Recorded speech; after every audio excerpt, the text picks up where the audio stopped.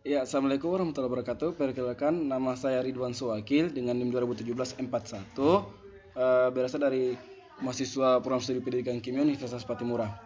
Jadi di sini saya akan menjelaskan tentang bilangan kuantum. Jadi garis besar dari bilangan kuantum itu ada tiga. Yang pertama adalah pengertian bilangan kuantum, kemudian yang kedua adalah jenis-jenis bilangan kuantum, dan yang ketiga adalah contoh jenis bilangan kuantum. Yang pertama adalah pengertian bilangan kuantum. Bilangan kuantum itu merupakan suatu cara untuk menentukan kedudukan suatu elektron dalam atom, di mana dalam menentukan tidak secara asal-asalan, namun terdapat beberapa tahap dalam penyelesaiannya sendiri. Nah, misalnya untuk menentukan kulit utama dalam suatu atom, maka dapat dilakukan dengan penentuan bilangan kuantum utama, dan begitu juga dengan bilangan kuantum yang lainnya.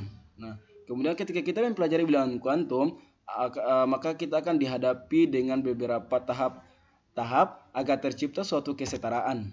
Nah, dengan mempelajari bilangan kuantum juga kita akan dengan mudah mempelajari kajian-kajian lainnya, misalnya dalam penentuan konfigurasi elektron, kemudian juga keperiodikan unsur, dan lain sebagainya.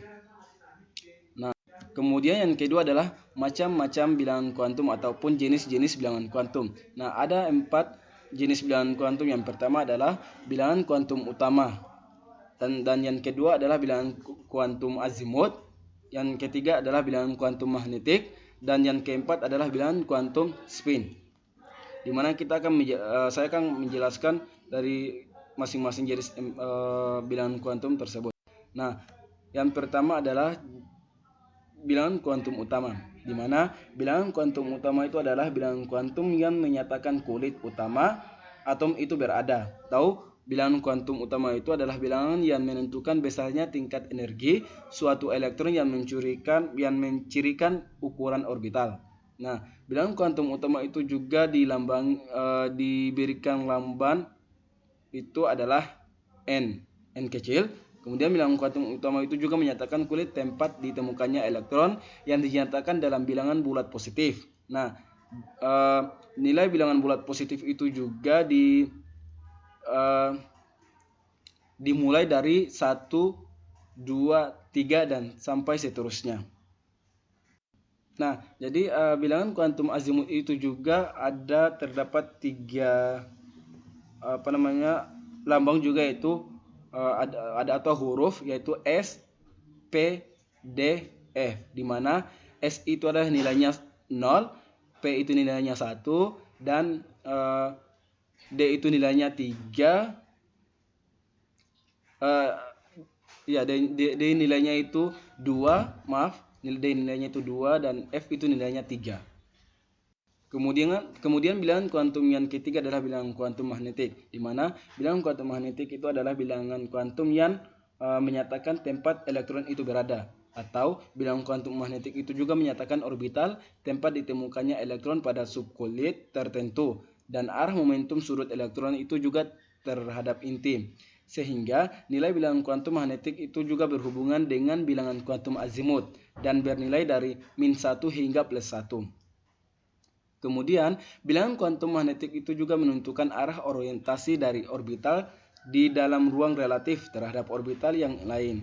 Dengan demikian, untuk setiap satu subkulit terdapat beberapa orbital yang dicirikan dengan nilai m. Kemudian, bilangan kuantum yang terakhir adalah bilangan kuantum spin, di mana bilangan kuantum spin itu menentukan rotasinya atau arah rotasi, ataupun juga bilangan kuantum spin itu menunjukkan arah perputaran elektron pada sumbunya. Nah, kemudian dalam suatu orbital itu maksimum dapat beredar 2 elektron, dan kedua elektron itu berputar melalui sumbu dengan arah yang berlawanan, dan masing-masing diberi harga spin plus 1/2 atau min 1/2. Jadi diberikan arah yang berlawanan itu seperti ini.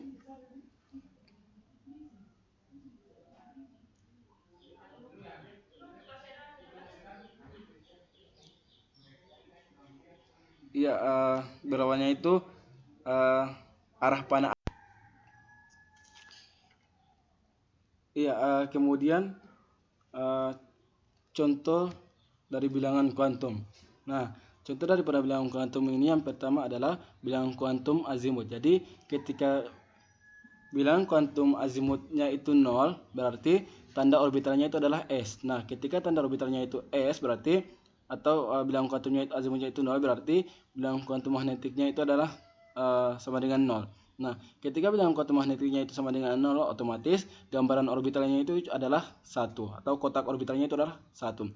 Nah, sehingga dia bisa menghimpun atau mengisi satu atau jumlah orbitalnya itu 1 atau mengisi satu elektron di dalamnya. Nah, kemudian ketika bilangan kuantum azimutnya itu 1, otomatis tanda orbitalnya itu adalah P. Nah, ketika tanda orbitalnya P dan bilangan kuantum azimutnya itu 1, otomatis bilangan kuantum magnetiknya itu mulai dari -1 sampai dengan +1. Nah, ketika bilangan kuantum magnetiknya dari -1 sampai +1, otomatis gambaran orbitalnya itu adalah 3. Nah, agar jumlah orbitalnya itu pun juga 3. Kemudian gambar orbitalnya itu adalah 3 agar mengisi 3 elektron di dalamnya. Kemudian ketika bilangan kuantum azimut memiliki nilainya itu adalah 2, otomatis tanda orbitalnya itu adalah D. Nah, ketika tanda orbitalnya D dan bilangan kuantum azimutnya itu 2, otomatis bilangan kuantum magnetiknya itu mulai dari -2 sampai dengan +2.